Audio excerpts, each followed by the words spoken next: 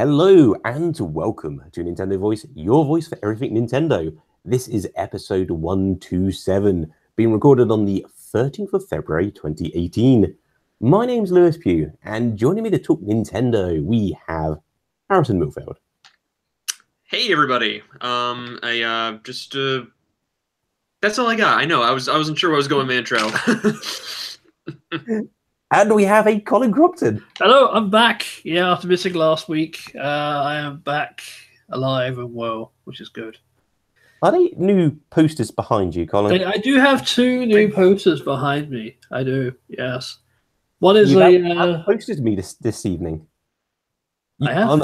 On any other occasion. Well, I felt like somebody had to represent the posters. Yeah. And since Lewis, unfortunately, is not at home, I felt they need to step in. It's quite impressive. Hey, I appreciate the foresight. I know. Very good work indeed. And at this point would be a good time to mention, although we do appreciate all our traditional podcast listeners, if you do fancy checking out the video version, you can live every week at youtube.com/Nintendo Voice. And of course, they are also all archived, so you can always jump back, check out some old topics, and just see what sort of posters Colin does have behind his head this evening. We're going to have a pretty traditional show for you guys this week. We have some what we've been playing, including some new Switch games, some Nintendo news, and we're going to finish up with a super topic. So feature complete, which is good. No DLC required. Oh, that's kind. It is. It is good, positive news. So to kick off with some what we've been playing, Harrison. Yes. I'm picking on you. You're picking on me. I feel like this is a common theme. Is it? So what have you been? Well, as you saw last, it seems like I've been now getting more into a bit of a platforming phase right now, like simplistic ones. Like last week, I was talking about Super One More Jump, which of course I posted my review for that over at Pure Nintendo. Check that out if you can, and of course everybody else's site on like wonderful stuff on there. But one thing that I actually did pick up that I'm actually going to be reviewing is called 10-Second Run Returns. Now I had to ask you, I assume, have any of you ever played the original 10-Second Run on DSiWare? I did not know. I didn't even know the game existed. Well, yeah. Well, it's now kind of like floating around in limbo, it seems now, because, you know, the DSi shop is, I believe, just been shut down since then. And right. So I don't know. I was kind of shocked this did not actually make another return of the Wii U or even the 3DS, unless I'm ignorant to basically that whole fact. But this one here, though, is a pretty bare bones, simple aesthetic, whatever 2D plane where you're just this little red stick man, and the name of the game is in the title, where it's called, 10-Second Run, and in each level you have to get to the end of the level within 10 seconds. Littered throughout these levels are blue stars, 3 of them, and simple rules are whatever, you can't touch enemies, obviously, and you can complete the level without getting the stars, but it's also recommended if you want to actually further open up more levels. I actually just started playing this about a few moments ago, and right before I started recording, I didn't want to jump onto the Hangouts because I was trying to get to like the last little bit of stars in here. But this sounds horrendously addictive. I feel like it says like one more go appeals to it. Yeah, and that's 10 seconds. Yes, and it's like I said, it's the same thing I kind of got with Super One More Jump, but whereas I felt like Super One More Jump had a little bit more difficult challenge to it. I mean, yes, it got my blood pumping to a point, but again, it just kept going. Like I got to finish this because I like doing these levels. But again, most of my problems with most of my challenge and repeating was trying to get all these several gems in these levels. And then this is the same case with 10-Second Run Returns. So, and for everybody knows, this is on the Switch. I felt like I did not actually address that at the beginning. So, and again, that's kind of what it is right there. I mean, you're going to have various different little platforming challenges within each level as they get harder. I mean, I think not only getting to the end of the stage within 10 seconds is going to be the challenge, but also collecting each of these gems is going to be even harder of a challenge if you want to go on full completionist. Whether I like this more than Super One More Jump? entirely unsure right now. I mean, I really felt like Super One More Jump had a lot better style, which you could switch out different themes, which were done by artists from Twitter, which I mentioned in my review, I believe, is in this one. It's like I'm having fun, but I can actually see the point where it could get a little dull quickly. And I haven't even tried out the multiplayer function on this either. Which, okay. Mm-hmm. Interesting. So I wasn't expecting that, to be honest. Like having a multiplayer game, assuming with the same 10-second limit. Yeah, that's what I was thinking. Like, how does that even work? Interesting. I guess it's somewhat of a race. So. Can you clarify something for me, Harrison? I was a little bit confused. Do you have to collect each of the blue gems to complete a level? No. You could technically just go to the end of the level, but I'd recommend collecting them because if you want to unlock more levels. Like, okay. Mm-hmm. That's how it gets your progress as well. Mm-hmm. That's cool. Yeah. How long have you played this? What, do you say you started just for the show? Or? About 20 minutes. I've played about 20 minutes of it right now. That is yeah. It's hot takes. I like it. Oh yeah, I know. For something really quick, because I originally coming in, I was not going to actually be. I didn't have anything of what we've been playing, but I realized, oh wait, I got my review code in for this, so I plugged that in and I just went at it, and I was like, this is fairly simplified. There's a lot of white and a lot of segment, a lot of angular kind of stuff. I'm like, okay, I can scan this for a little bit. So, and that's why I just crunched the numbers. If you were playing efficiently, you could have played up to 120 stages in that time. But how many times were those where I had to repeat levels, though? That's the thing. This is true. But as I was thinking, like, yeah, you've only played it for 20 minutes, but because of the setup of the game, that's still quite a lot of content. Oddly. I know, but I know there were some people that actually really liked this on the DSiWare, and I was oblivious to the whole thing, where I didn't even know anything about it until I was researching for it. So, aside from it just kind of feeling bare bones and a little dull here, whatever, but it's silky smooth though. It really is. The presentation's nice. So, and I believe I'm gonna see how much this is on the eShop, but it is. Because Super One More Jump, like I mentioned, everybody was like $7-8. So that itself it's if you want something like a quick distraction or something like that, that's really up to this one. Let's see. So 10-second close competition here. Oh, 10-second returns. It's currently $6.50 on the eShop. Got the edge. Mm-hmm. So if you're comparing like demographics to these two games, I think of a Venn diagram, it's pretty much just a flat circle. A flat circle. Oh, jeez. But yeah, that's what I've been up to right now. That's cool. I'm still trying to picture this. So I'm gonna have to look up some screenshots after the show. Oh, wait. I will send this to you right in the chat right now. So there. Live reactions here. Yeah, if you we're getting people who want to see what 10-second returns is. It's Jeffy Red Stickman is the logo. Yep. Okay. Oh yeah, it's a very, very simplistic art style, isn't it? Oh yeah, incredibly. Like it's so simplistic. There's not really much to it.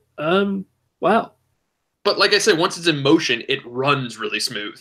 Like I mean, I with this art style, I can't really expect there to be any lag or.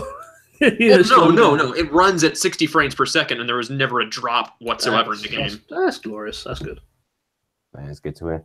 Well, to bring something ever so slightly different to the table, I have a retro style 2D platformer to talk about. And is this one a little harder? I think when knowing.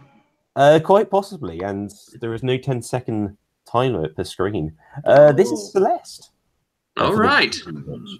Having heard many a positive opinion about the game, it piqued my curiosity enough for me to download it. And this is fantastic. It's a weird combination of, it feels like Super Meat Boy. Okay. In terms of like the snappiness of the character and just the general controls. But the mood is completely different. It feels like a story heavy game. So there's a lot of atmosphere to it, which I don't feel Meat Boy did have, nor was going towards that sort of thing.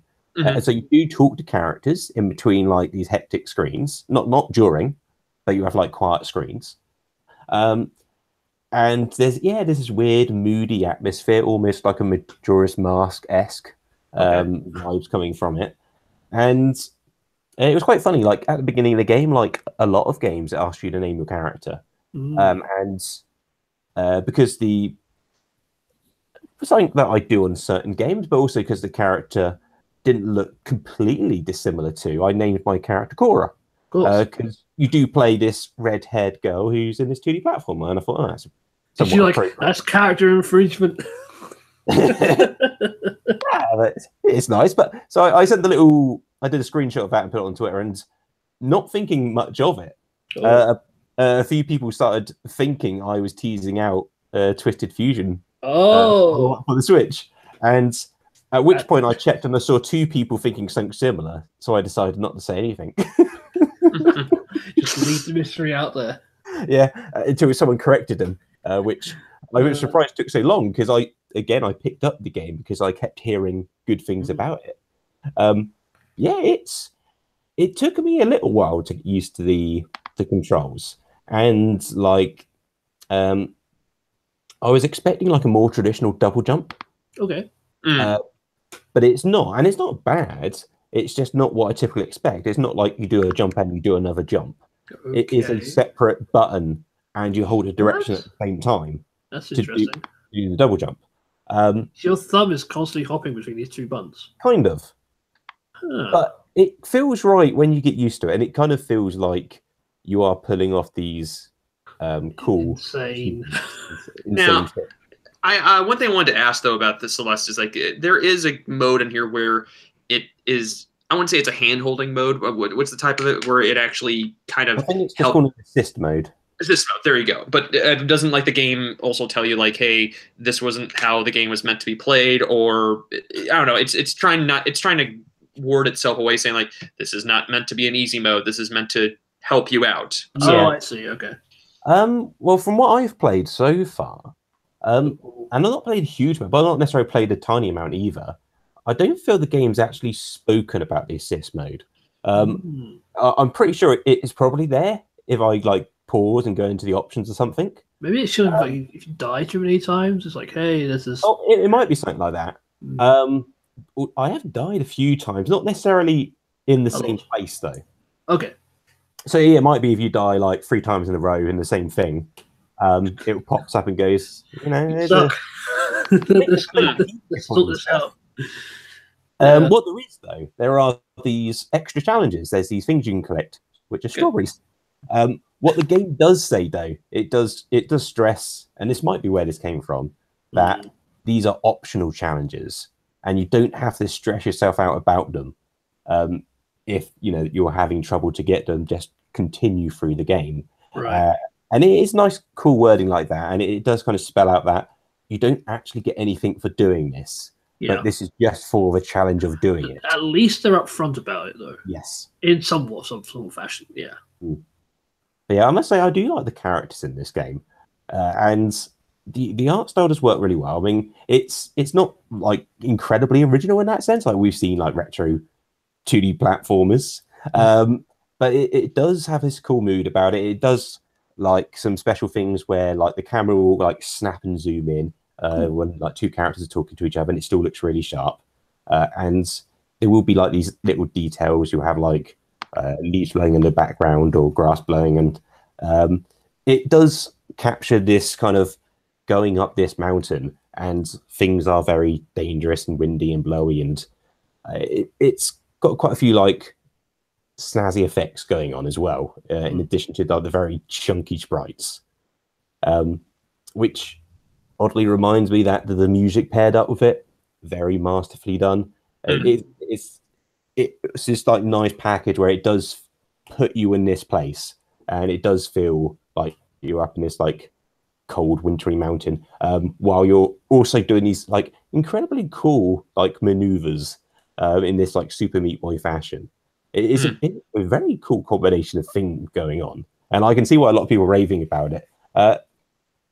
Which is cool in itself because it doesn't necessarily scream out like, oh, this is like this thing. Like this is a it's very good at doing a lot of things, but it doesn't necessarily have this crazy hook to it, or like this gimmick. It's just very well. It does what it does very well, and that is cool. I would definitely recommend what I've played so far. Yeah, having a good time with it. And that's so far from me. I know, and it seems like a lot of people have been as well. I mean, it's been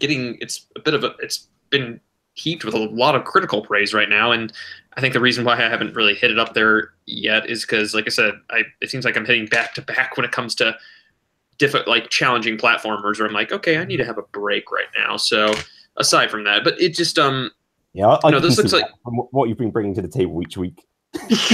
Yeah, it's just gonna keep getting progressively harder. I know. And next week I'll be like, guys, I'm playing Celeste. Really? Yeah. It's hard. This is my life. Yeah, you're right. There was quite a few places which gave it 10 out of 10 scores. Okay. Some of the reasoning they were giving towards it, and it might be why I'm not there yet, even though I'm saying this is a really great game. Because they were saying how the narrative kind of weaves with the gameplay and how one kind of reinforces the other. Okay.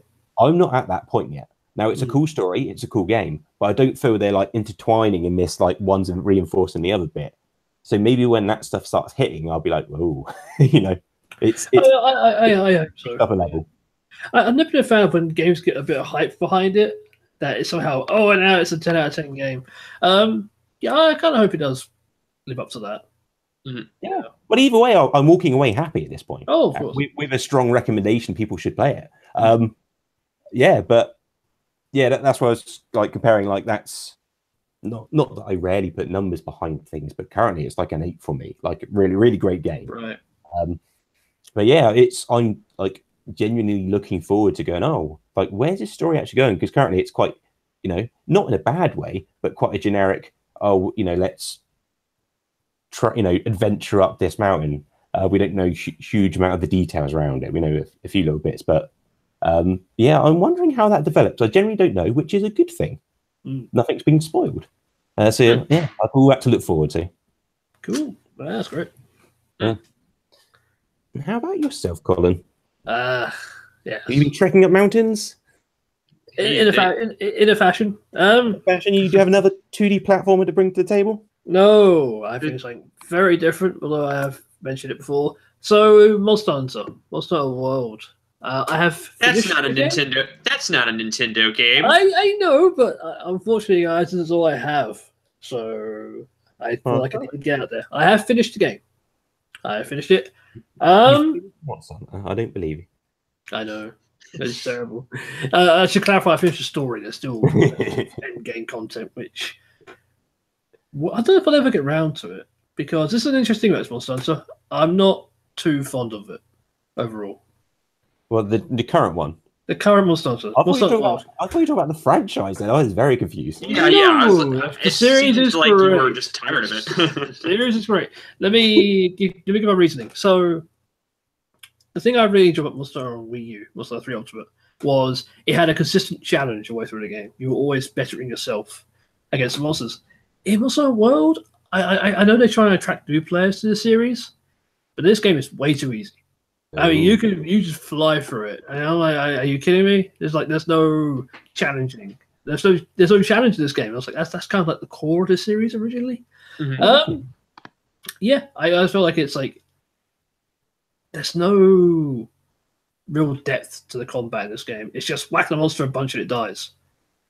That's all you need to do. You can break parts and that like you can in previous games, but there doesn't seem to be much benefit in this one to doing so. It's just there. And overall, I just feel like it's a bit of a letdown. But, I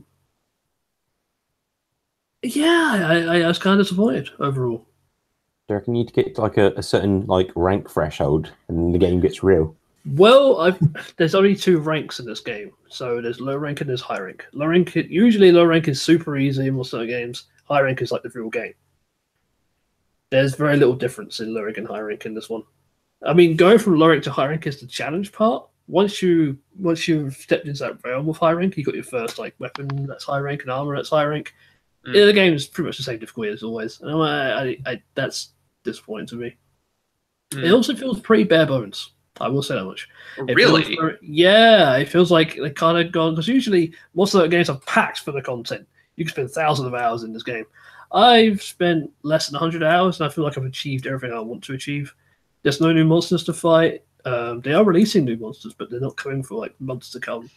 And yeah, just kind of like, I feel like they got the Street Fighter V route where they built like a skeleton of a game, and they're going to add stuff to it rather than giving you a full game. So right now, it's just kind of like, that seems a little harsh. I mean, I know what Street Fighter V being its controversial release, whatever, but it's just I from what I've seen from previews of this and from friends playing with the beta, though, is that it almost, I mean, the game essentially just kind of frees itself from the constraints of like its handheld mode, whereas like everything was just so cramped, but still it was workable within, and the key to it is like, hey, taking Monster Hunter on the go, and that's what kind of gained a little bit more popularity to it. In here, with such a bigger budget, greater visuals, depth and such, whatever, it does seem like, what you're trying to say is like there's more to come with it. It just, they were able, like, okay, we're free from the handheld right now, which was not a bad thing, but we have another option. I feel like they focus more on epic moments, like visually, like impressively. Oh, look what's happening right now, rather than making the gameplay fun. I think the game is fun. I'm not saying it's not, but there's just too many ways to kill the monster quickly that I don't like. Normally, it's like, you wear it down, you beat it up, and you kill it. This one, it's like, you can defeat a monster in less than 5 minutes if you want to, if you know what you're doing. You can just, it feels too casual for a Monster Hunter game, and that's, I said, I don't want to bring new people to the series, but it's a bit disappointing. It's a little bit disappointing to see my favorite series go down this road. I'm like, oh, God. Like, if there's a hard mode, guys, please give it to me. That's what I want. Do you feel like, though, this is good, that knowing that this is, whether it's it's on PC, PS4, and Xbox One, that this is going to help grow the series even more, though? I feel like that's the kind of thing what Capcom's doing, because this has been reviewing well, too. Oh, yeah. I mean, what's the generally reviews well? Selling well, which is, I guess, the big thing for them. They have sold 6 million copies of the game, which is insane. Yeah, I feel like they've lost the core elements of the game that made it Monster Hunter. I mean, you're still hunting monsters, so I guess there's that. It still lives up to its title, but it doesn't feel like it's from the same series. It feels very much like a spin-off game, which is like, okay, Okay.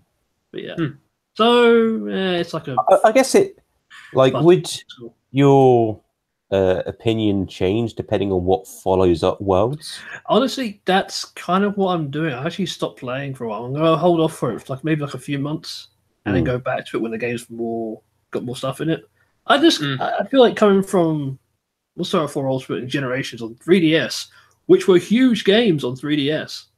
And I know the 3DS wasn't the best way of playing these games, but they were huge. This feels tiny in comparison. Yes, it's visually impressive. It looks gorgeous. And yes, some new monsters are amazing. But there's only like 5 new monsters. The rest of them are all old ones. And it's just like there's something lacking. I don't know what it is. It just feels like it's like really lacking in this game. So we'll see down the line how it goes. But for now, it's like, Well, since you said you're going to be putting this down for a while, what are you eyeing next on your PS4, though? If you give us heat. I haven't really looked at anything, to be honest. I kind of want to go back into some more Pokemon randomized stuff. I found a rather neat little program, randomizing program you can get, which has an interesting little feature in it where you can randomize Pokemon evolutions, which sounds fun. Okay, so you can have a Weedle that evolves into like a Charmander and then evolves into Mew. So Now, is it done in a way that the evolutions will be better, or is it just purely random? I believe you can. I believe you can set it so that it's like because they put Pokemon into tiers. Yeah. So tier 1's like Bulbasaur, Charmander, and Squirtle, and then tier 2 obviously be the evolutions of that. So I think it always goes from like a tier 1 to a tier 2, and then to a tier 3, or it can go beyond that. So you could get a Bulbasaur that goes into Celebi, if you're lucky. Yeah. So will Celebi be able to evolve? That's the question. Also, that's the interesting thing. That's why I want to test it out and see what happens. Yeah. It'll be kind of fun. So I'm gonna report back on that. Maybe next week we'll give it a go. But yeah. Yeah. I do want to say though, and I think I've mentioned this many times, do pick up Nier Automata, please. Yes, actually, that is one game I need to pick up. Yes, that and Horizon. Everyone's going to say, "Oh, play Horizon." I'm like, I don't want to play Horizon, but it's like, "Oh, you got to try it out." Like, Why don't you want to play Horizon? It just looks Zelda knockoff-ish to me. That's bad. That's kind of bad to say. I mean, you have.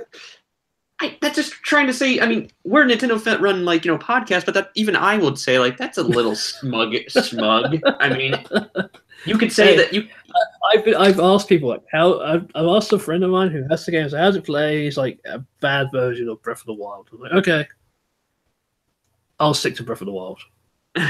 Wow. So that game did have the odds stacked against it. To be fair, yeah, it did. Oh, it did. Yeah, like they're obviously being developed in parallel, but one not knowing what the other was, and one being just completely very close as well. Knowledge, but yeah, and then they dropped in the same month. Yeah, I think even Sony I think it was going to release on the day. Originally, it was going to release on the day the Switch was revealed or something, and they changed it at the last second to something like the week before or something like that. Yeah. But it is a good looking game, and I have that I have that on my side right now that I've been wanting to play. But it's just, from what people told me, back and forth, you can enjoy. I've had some people like Horizon more, but also the majority I've heard, they prefer Breath of the Wild's mere freedom, even though it is Nintendo's first foray into an open world design. So yeah. Yeah, we'll see how it goes. But Nier, I mean, Platinum Games, I have to try it because their track record is pretty good. I'm not gonna say it's perfect, but it's pretty good. So yeah, we'll give that a go. Yeah, it's also definitely a studio which has different tiers. Exactly. I feel kind of before a game comes out from Platinum, whether it's going to be fantastic or it's going to be okay. Okay, yeah, that B team is not anywhere near that A team. Let's put it that way. I think one funds the other. Yeah. Cool. Well, I think that covers what we've been playing. So let's jump into some Nintendo news. And the first thing is Nintendo rewards. We finally have word on what the Switch rewards are going to be. It's been almost a year now. And oddly, it's going to be about a year when this goes live from when the Switch came out. And the reward program is going to be similar to the old Digital Deluxe program of the first year of the Wii U, which is when you buy games, whether physical or digital, you will earn gold coins. Not too dissimilar to how you do now. The rates will be changing, but the important part is going to be, and they got a little bit of clarification to go here, but you'll be able to spend those gold coins towards actual digital purchase of games. Which is cool. Now, they've not flat out said it will be all games will be applicable. The wording sounds like it might be like. But yeah, so when you buy games, you earn coins to which you can then spend on games. Obviously, the rate of what they come in and out varies by country to country. We don't know all those details yet, but that's the basic premise of the system. It's going to go live at some point in March, so a year after the system launched, which is also coincidentally, gold coins do expire after a year. Yeah. So if you were timing that perfect. No, the way my opinions of my Nintendo rewards right now aside is because, and my quick annoyance though, it is that it really doesn't give you so much options to that variety of options, and most of the time it's either I've already owned all these games or it doesn't really justify. It doesn't seem like much of a deal. It almost makes me feel that once you buy more gold coins, those should go towards more higher higher higher sales. It almost seems to a point like, oh, it only ranges from like 15 to 20%. I feel like though, if you're buying a lot of games digitally, given whatever they're at full retail price or on a sale, that you should be incentivized to be, we're rewarding you for buying all digital. So I feel like for something like gold should be up to like 50 or even more. Well, just a little bit more, but depending on how old the game is, it's just most of the time it's like, oh, there's not much to add, like give you a reason to use this, whatever. And there have been times where I've used a couple platinum coins and I decided not to buy it because it's like it was like a measly $5 off, even though it was still $5 off still.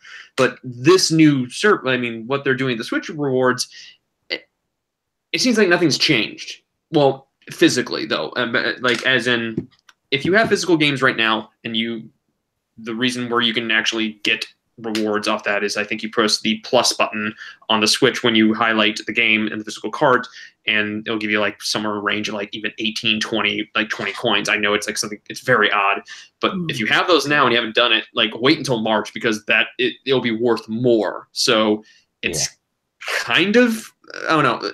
Well, that's the thing. It really depends. They need to clarify this. Like, you can interpret it that, oh, it will count towards any purchases, because there is wording around that.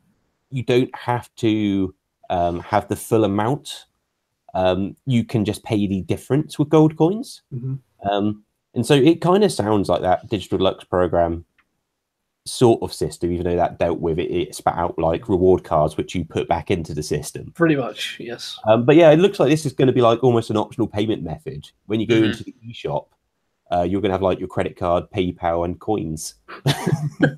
Gold coins. Exactly. It'd be cool if this also applies to like DLC, things like that. Anything on the eShop. I hope so. Yeah, that's one thing I really wish that, like, if you're buying anything like DLC, I wish there would be something that you can get back from that too. Yeah, so it kind of like, I mean, if Ubisoft releases a game that has DLC, how does that translate into currency for them?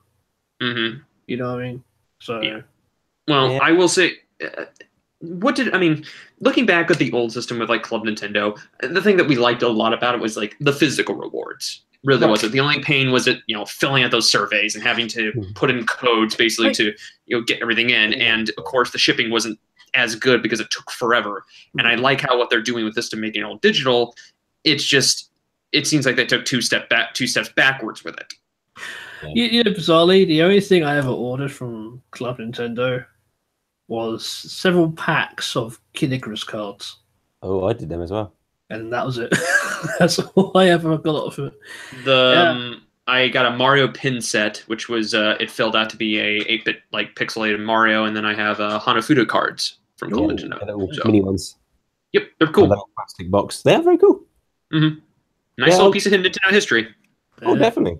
Yeah, I'm going to remain, as I often do, optimistic about this one. Because I do like the idea, because I do buy a lot of digital games anyway, so essentially my rewards in the future will just be indie games. So I'll get enough gold points and go, there's not enough to buy a retail game, but I could just full out buy this indie game from the last couple of purchases. I'll just grab that instead. But it's my choice out of the entire catalogue of the eShop. Oh, which game have I not picked up, which I've been meaning to? Like, and that would be a cool reward, opposed to just, oh yeah, as Harrison said, I have 25% off of like these 4 games. Yeah. So hopefully it does kind of lean more in that favor. I've done, and I'm glad that they're showing a little bit more indie games on there as well too. So, and I will say though, I will thank Club Nintendo for as my final reward, because it said like, oh, since you received platinum for like the 3rd or 4th year, that was why I chose Kid Icarus Uprising as my free game, because I was like, I'm not paying full for this one, and it turns out I loved it. So. Did it come with the 3DS stand? No, it didn't. No, it didn't. He loved it hand cramp and all. Yeah, I very cramped. That'd be amazing on Switch, though, right? If they re-released it. Oh, why do they do that? You won't have to. Well, you could still do touchscreen, I guess, but not on big TV. I don't know. Options, Colin. Options. We like our options.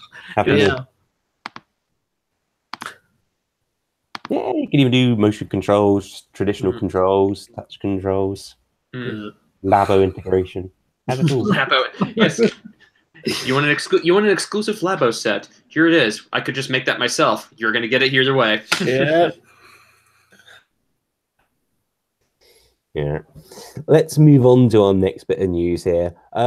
This is news about the development of Bayonetta 3 from Hideki Kamiya. He posted a series of tweets, and there's also a more lengthy article, which goes on about essentially the publishing process around the Bayonetta series. That sure is. So, like, for anybody who doesn't know, for anybody who just doesn't know, or as new to this, people have been port begging, Bayonetta 2 for so long, and are still, like, you go into these reaches of the internet where people are just furious that, like, oh, how dare this be like Nintendo exclusive and stuff. But as we've said many times in the show, it's like this game would not exist if both Sega and Nintendo came in and helped to fund it. Look, this is how game business works, folks. A publisher pays for a game. It pretty much sticks with that publisher. They're not gonna move it around, especially if that publisher's a platform holder like Nintendo. Yeah. So it's never going to be ported to anything but a Nintendo system. That's what people are freaking out about. Oh, no, because they own the right, because both Sega and Nintendo own the rights to Bayonetta 2 and Bayonetta upcoming for Bayonetta 3. And so it's technically the character has a shared relationship between both companies with Sega and Nintendo. So it's essentially, I believe, both their IP. So I don't know, but this stuff that Kamiya did, whatever, on Twitter was fascinating, though. And even though I don't really interact with him that much because he tends to have a very quick trigger finger on blocking people on Twitter. Yeah, I think you'll get blocked within 2 seconds of saying anything towards him. So yeah, it could be like asking a question and be like, nope, done, or it's like what did I say? Like, did you not say I answered this question 5 days ago? Oh, yes. But there's some interesting tidbits come out of it. Like, one of the bits I wasn't aware of is how apparently, as part of the re-release of Bayonetta 1 on the Wii U, they did a new Japanese soundtrack for it, or audio voice track. Now, I'm not sure if this was just to replace the original, or the original oddly didn't have the Japanese. I believe so. I don't think the original had. Maybe that was it then, because they were mentioning how for the recent PC re-release, it has the new audio which was developed from the Bayonetta 1 for Wii U as part of it, and how they had got Nintendo's approval to do so, because technically Nintendo owned the audio track. Yep. It's cool to see moves like that from Nintendo. And I guess for them, what the benefit on their side is, one, I guess they're not losing much out of doing that. And two, it's building the Bayonetta brand, which you would assume at that point they were hoping to build, with Bayonetta 3 and so on. Oh, no, and it's because, again, Bayonetta 3 would not exist if it weren't for, people demanding it, and also Nintendo wanting to come in and get that money for it. That whole thing about the Japanese voice track was fascinating. How they did that. How Nintendo was actually able to you can go ahead and use it for the Steam version. We don't care, and we're okay. We're okay. But the thing that I liked about for when Kamiya was talking about the original Bayonetta release back on the 360 and PS3, I originally was supposed to be only for the Xbox 360.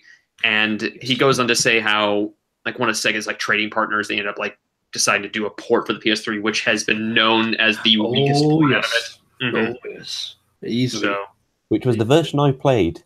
That's not a good version of Bayonetta. It wasn't. It is a broken mess of a port. That's why I had to give it a second chance when it hit the Wii. It looked good, but I remember playing it, and it wasn't a very good game.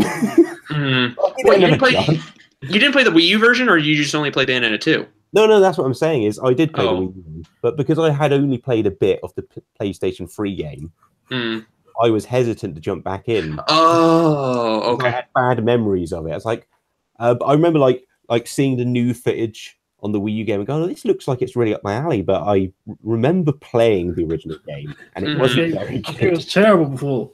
That's because I didn't know the background around how it wasn't actually Platinum who made that version of the game, and how poorly that was received as well.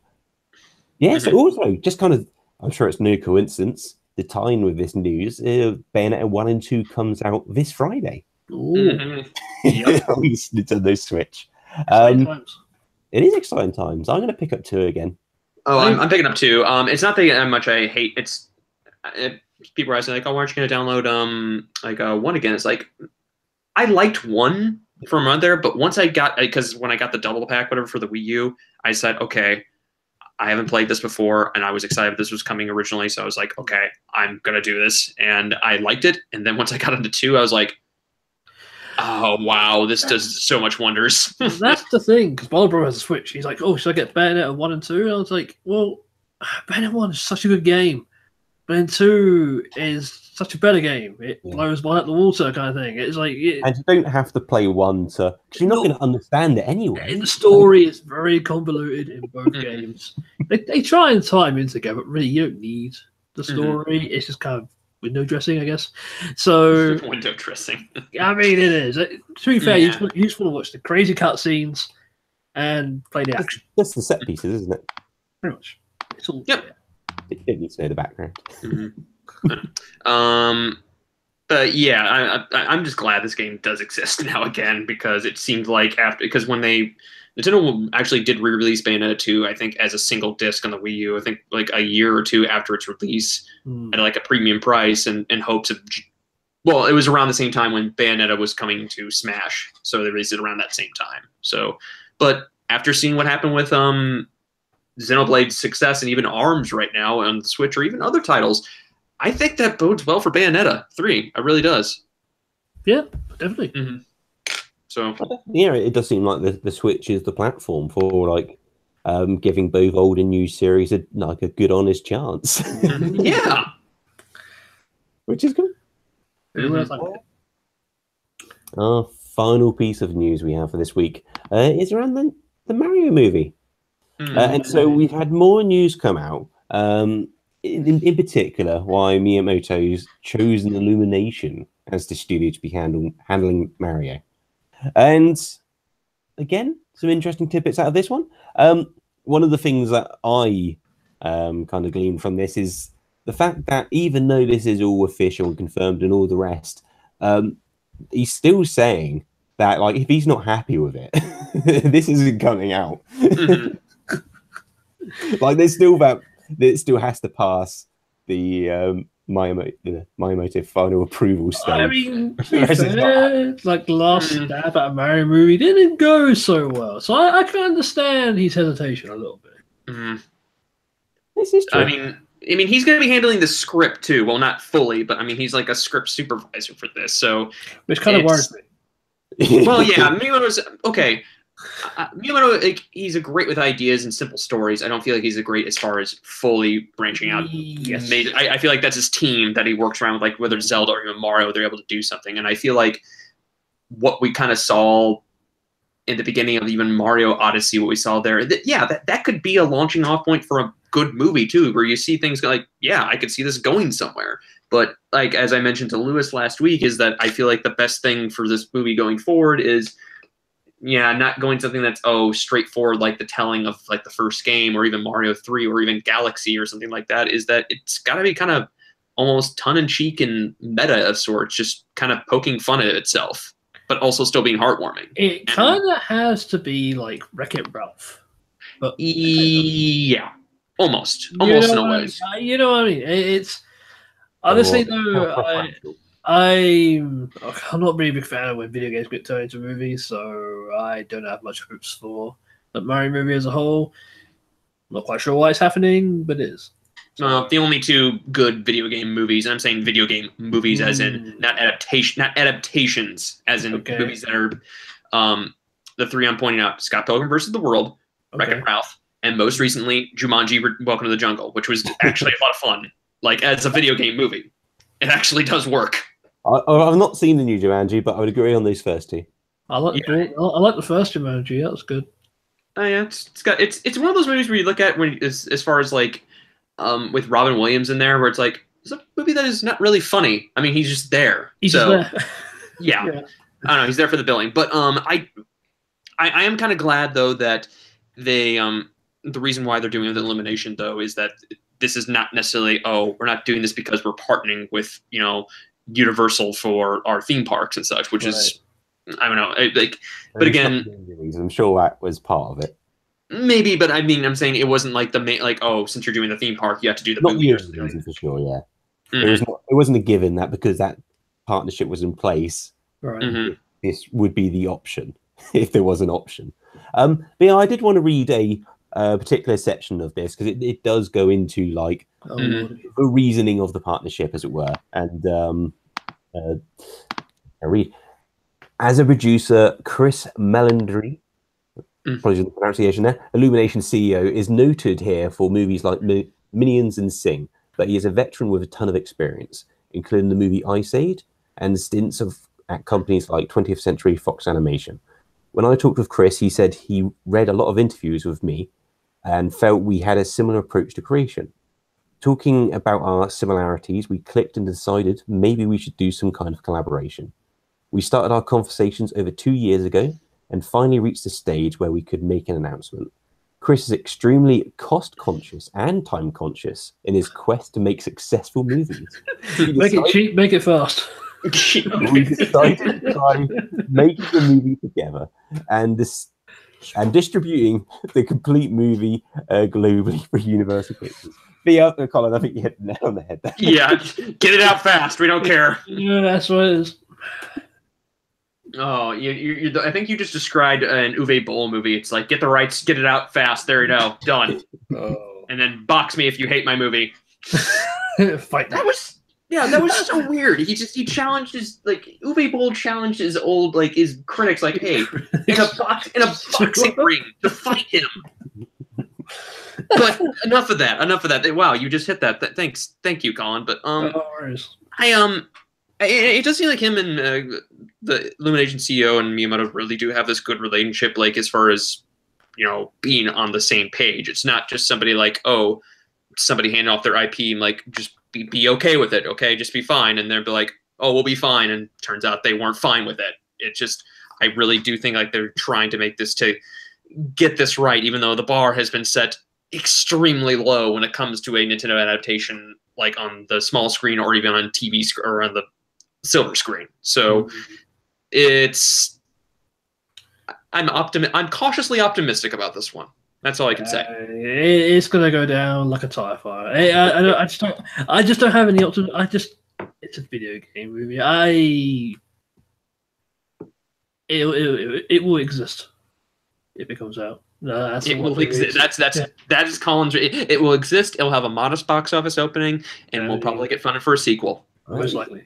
Somewhat optimistic because we did start this conversation, so it has to meet Miyamoto's lofty expectations in the first place to see a release. So, I'm not entirely sure like what that even means, though. It's a movie; it's a completely different art form than a video game. So I'm not entirely sure if Miyamoto's influence will be a positive thing or a negative thing.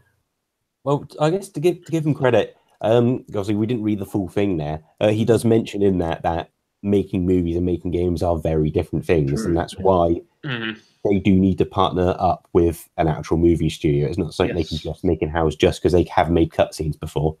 So, there's a glimmer of hope in this. It might be fine. Did you watch those Pikmin shorts? I did. There were some good shorts. Yeah. The Pikmin shorts were good. They were charming, Colin. They were charming, but you couldn't make a full-length feature movie out of those things, could you? No. Yeah, you could probably make a few series out of it, I think. But that'd be good, actually. Yeah. Well, there you go. I think it's time for a super topic. Oh, it is. Yes, super topic. Is it the super topic? How we would make the Mario movie, or how we would make it go out in flames? How we make the show? Because Super Topic is sponsored by the listeners. If you want to send in your own Super Topic, you can help us by supporting the show over on patreon.com/Nintendo Voice. If you sign up there for $1 a month or more, you can give us Super Topic questions and features. And it's as simple as that. Today we have a request from Green Moblin who asks, with Nintendo hitting a lot of success now, when do you think they'll hit back at casual audiences with the Switch? What game or application on Switch do you think they'll start with? I think.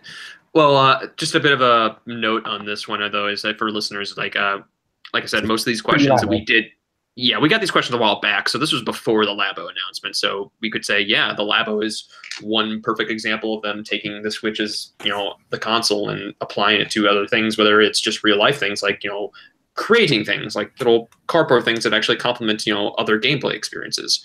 Now, hitting back with audiences, like say with the whole blue ocean strategy, like they did with the Wii era, that to me though, I think is it would be. I think that lies with creating like really good experience games, like whether it's just not. I feel like what they were trying to do with 1-2 Switch, trying to get that one, but it obviously didn't take off as much. So they need their Wii Sports for this one, I think. Switch Sports. Actually, there you go. Switch Sports. You reckon they'll do it? Switch Sports? Is it too late? I thought I could have been a nice early get rid of 1-2 Switch, because that game's horrendous, and bring in Switch Sports. Maybe it was a deliberate and calculated move not to do it at launch, because they didn't want us to do this is another Wii. This is something different and new. So because the naming from the Wii U is because you want to get away from that branding. So, but I don't know. Like, and then there was what was it? It almost like comes to the whole idea of like the Switch branding, or like the Switch rebranding as far as a console. Like, we know probably in the near future, so there's going to be another rebrand of the Switch as far as a different design. And but what I'm saying is that it kind of says what we'll do with the 3DS. Like, do you phase that out completely and just go Switch only? But then again, you realize a lot of the Switch's success, or the 3DS's success as far as like a little handheld, is that even if its look and design is that, it is meant for kids, but also, but the design that I have here, like my 3DS here, it's fine. It's just, you definitely know that feel. But when you hold a Switch, though, it's got that bit of that sleeker design to it, whatever. And I feel like if you only Switch only, it's like, does that still incentivize like parents to give like their 8-year-old or 7-year-old, which looks like a very expensive piece of tech? But I may be overthinking it though, because my cousin, her son, over Christmas break, she said to me like, "Oh, look what he's holding right now," and he had a Switch and he was playing Mario Odyssey, and I'm like, and he's like 5-6 years old. I'm like, that's awesome. Lucky little boy. Mm-hmm. Yeah. So I don't know. I'm over. I guess. God, whatever. I don't know. What does everyone else think of as far as getting to the casual audience? I wouldn't say back, but growing it on the Switch. I feel like they still try and reach for that casual audience, at least in some regard. I mean, we have Monopoly on Switch. That's not a hardcore game by any means. With long load times, though, too. I wouldn't know about that, but it's Nintendo first party efforts here. Do you reckon, like, thinking back on in the original DS generation, you had was it Touch Generation? Touch Generation. Do you reckon we will see something akin to that for Switch? Like, because it is, a touchscreen device. You could have those sort of brain agey Nintendogs type. I just feel like if they're going to do anything like that, they put it on mobile. Yeah, you reckon that would be the divide now? That'd be. I feel like their Switch market is primarily a hardcore market. I think if they do anything casual, it'll either be on 3DS, which unlikely at this point. But we do have Labo, though. Does Labo not prove that wrong? Well, I think Labo. Well, depending if it succeeds. That's geared towards not exclusively, but children. I think Labo's a different thing. I was talking purely about games. I mean, Labo is a concept. Obviously, I said before, could use expanding on. I don't think they fully thought it out currently. I mean, maybe, but I don't know. Yeah, I'd be interested to see like kind of leaning towards that kind of Switch Sports idea. I do think we're going to see more things like that, because obviously we had ARMS not too far off launch, and it was talked about when they introduced the Switch. I think we'll see more motion-based games, and they probably won't even necessarily be exclusively motion-based, like ARMS wasn't. Like you could play ARMS with a Pro controller. So I think we'll see more options like that, where you're just not seeing that from other companies. Where you can play it in a more family-friendly way. You can have motion controls, you can swing them around, but you don't have to. You can play it with normal controllers. So I think we'll see more polished experiences like that. I do kind of secretly hope they do just do a kind of a somewhat boring follow-up to Wii Sports, and just They do it. did really it as all Wii U. I know, but it was so kind of flat, and I feel I'm not sure who actually developed the Wii Sports for the Wii U. I have no idea. I know it wasn't the original teams who did Wii Sports and Wii Sports Resort. It was, I can't remember who it was now, but yeah, I know they essentially got them to port or HDify Wii Sports, and it didn't feel right. No, It missed that very base level. It felt off. it's because you had to buy like a 24-hour license or whatever it is to. No, not that. I mean, just like the feel of the game itself. Right. Something was a bit off about it. So yeah, I'd like to see something like that because I mean, surely that still has its appeal. Like you could just play bowling or something or whatever. Like have that as an option on your console, like a really nice version of that. Because Wii Sports Resort was good with all the more fully fledged games or more of them. So yeah, it'd be cool to do that and chuck in online, which ironically the Wii U version did have, but again, the game overall just felt a bit more budget. Right. It didn't feel like that's what made Wii Sports good. Was there was loads of games like it, like the copycats, but they all felt a bit wore down. In terms of, I guess, like more original ventures, I think because of it is both the portable and the home console, we're going to see the third-party efforts kind of fill in some of these blanks for things like, and these are games of my leaning, of my persuasion, I am aware, but things like the Professor Laytons and the Phoenix Wrights, just because in the sense that they're casual in the sense that they're not games which require frantic button pressing. Oh no! Putting it in pain. My parents love Professor Layton. Yeah, Professor Layton had a huge marketing campaign in Europe. Yeah, that's a big brand, and I could see a new Professor Layton being big on the Switch if you market those two things together well. Yeah, of course. But I think we could see more things like that. Yeah, I think it's going to be a variety. Wouldn't a smartphone Professor Layton make more sense? Well, there is a smartphone Professor Layton now. Oh yeah, there was. And there's a bunch of smartphone Phoenix Wright games, as in ports. Right. But oddly, the smartphone market it's not good enough. No. I mean, I didn't mind. I thought it was a win-win for me because I was like, it was cheaper than the 3DS version. Exactly. Yeah. It was technically higher resolution. But the smartphone market, as a mass, turn against them because they see these prices like £10 or whatever, and they're like, and they shock and they scream and they grab their pitchforks. This is why you make it free with in-app purchases. Everything. But then it's a different game. That's the problem. If you introduce that, it's not the same game. It's a different game. You just make a first leg free game, but if you want to use hints, you got to pay. Oh, and that's it. So if you don't need hints, the whole game's free. Exactly. I don't think they would do that because some later puzzles are so insanely hard anyway. It's I need hints. Use the internet. Mm-hmm. If you have to pay for hints, you won't pay for hints. You will just search on the internet. Good point. Oh, geez. But it's no, I think you're right, Lewis, or something like that. You have to do something, whether it's like a Layton type of game, or even could they find something that is their next Nintendogs, or do something that is something similar to Brain Age, or they just go back to the well and, hey, here's another HD version of Wii Bowling or Wii Sports, which, I mean, didn't really do as much. What was that underwater exploration game they made? Endless Ocean. Endless Ocean. A good version of that. I probably don't see it happening, but Do you really think that would actually get anybody nuts? I wouldn't say so. No. Didn't really move any numbers there. I remember like one of the special features about that game was that you could play your own music from your SD card Whoa. on the Wii. Like Exactly. what was that other Wii game that you do that? Sight Truck.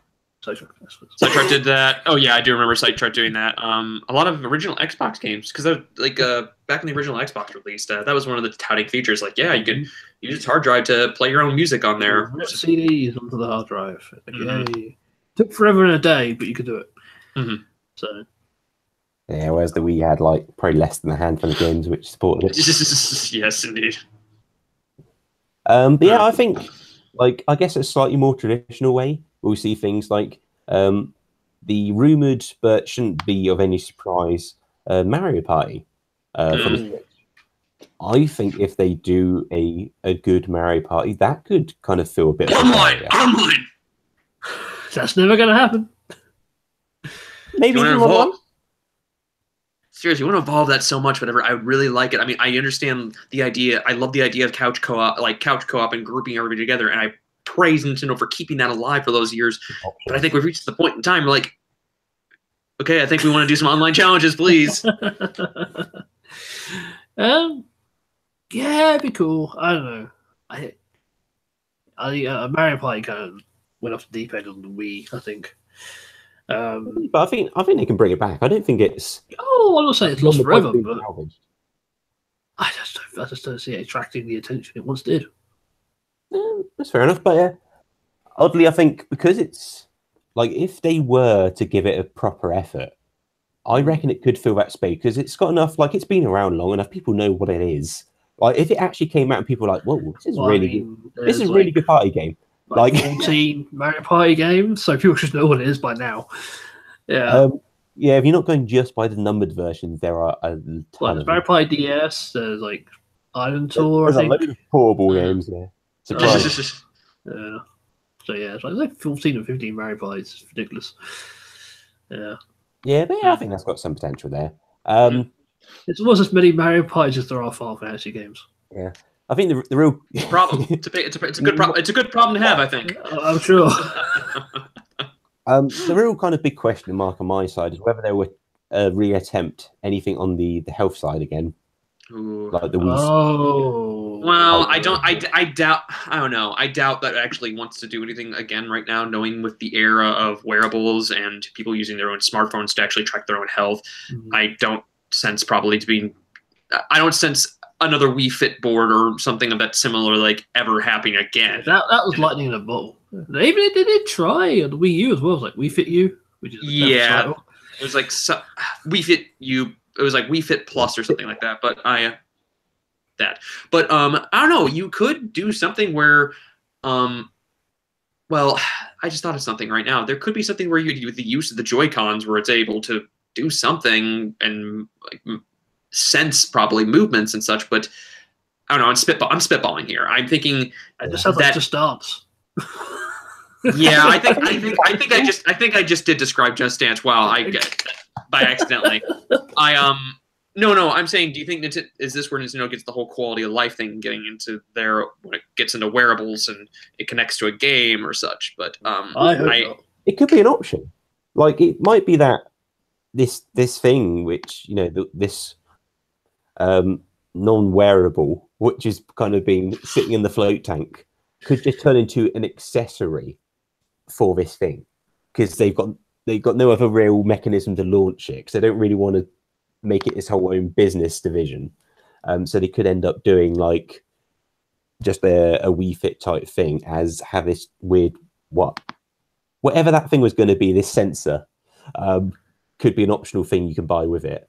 Well, the other thing they could do is like they could kind of go back to the more Wii Fit style because you could do a modern balance board where it just Bluetooths up to your smartphone. I just feel like there's too many fitness-based like apps on phones and things like that. I think that's a tough market to get into. That's true, but I mean, because they're new friends of DNA, new friends. They could. At the moment, they could.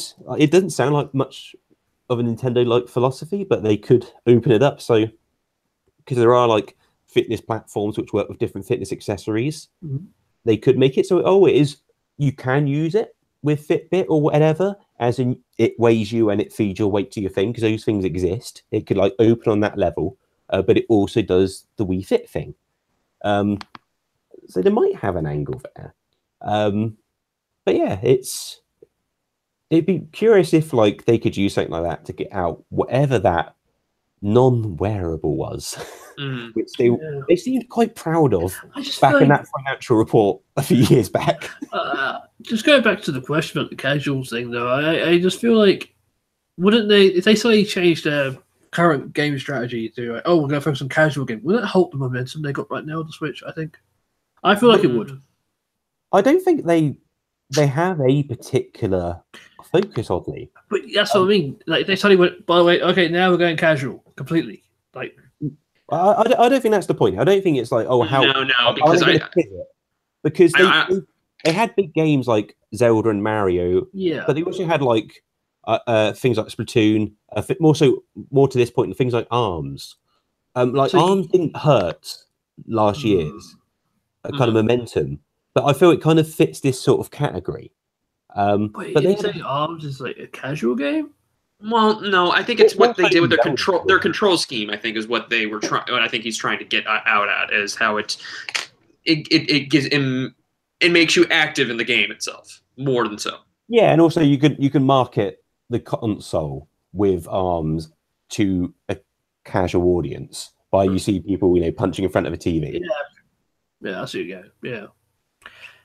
Yeah, I think what Nintendo's plan is having like a diverse range of games for different people, and so it's just whether like can they keep like a casual crowd happy by just being like one of many types of audiences that they're catering to. That's a challenge. Mm-hmm. That's a tough act to juggle. Yeah, I don't know. I guess third parties is the answer. Like you can't do everything yourself. Generally speaking, yes. You need to get Ubisoft to make some more Rabbids party games. Wait a minute, it's all lighting up. That's not what we need in our lives. How about a Mario plus Rabbids party? Do you know that it could work? That doesn't sound outlandish. That does sound like it could work. It sounds like the sort of partnership you would have expected originally, doesn't it? Yes. But instead, we had an awesome turn-based strategy game. Yeah. With an equally awesome. I still can't believe it actually exists. By the way, it's just never in a million years. Yeah, I recently did that Opera Ghost fight again. Ah, it's great. That is great. Yeah. That's I had to show some friends. Had a friend who likes like strategy games and turn-based strategy games and such. Never heard of Mario plus Rabbids. Is like, I got to show you something. let me show you something, my friend. This is quite good. Let me sell this game to you in one cutscene. There you are. Because that would have been literal brain explosions. If I just like you hadn't even heard of a Mario turn-based strategy game, less Mario plus Rabbids. Yes, this weird opera thing going on. So I showed him one fight first. I'm not. You should have just stood in front of him and started singing the song yourself. That would have done it. I think that was just called confusion. I think you're missing a few layers. Just for the look on his face. I think admittedly there's Mario Kart references in there. You might have got some people about it, but not quite so much as seeing Luigi go into like the Overwatch mode and just blast. Oh wow! That it's a mode like that. You're like, wow, is this happening? Yeah, it's special stuff. Oh yeah. All right. Any kind of final words on Nintendo can take the casuals again?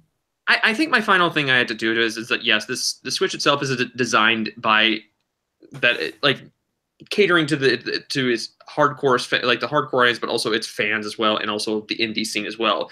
Fitting in that casual market in there is going to be, I wouldn't say slightly tricky, but it's a matter of actually trying to get the right product to put out there. Labo's a good start to it, and that could probably lead to something even bigger.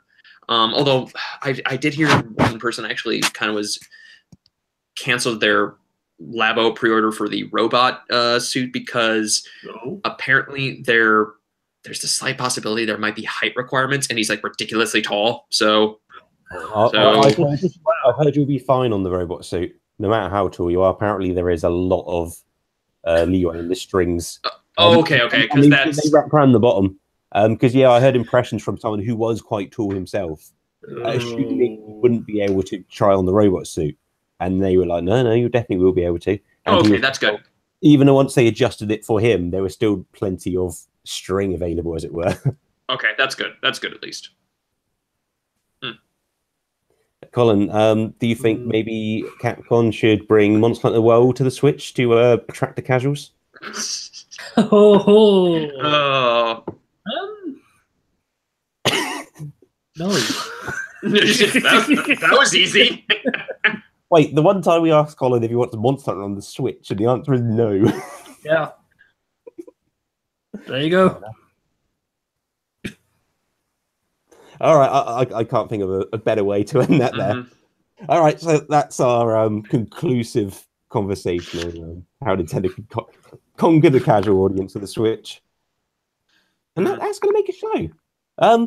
So before we go, as we usually do, let's go around and give out our contact details and anything else we're working on we would like you to know about. Harrison, how can the fine folks of the internet get hold of you? You can find me on Twitter. You can find me at Twitter at @hmilfeld, and if you want to become Switch friends, I have my friend code pinned to the top of my Twitter profile. So I really hope. Again, I feel like, come on, Nintendo, just give me some names on this one. Whatever. It's me whining, but that's me. All right, and Colin.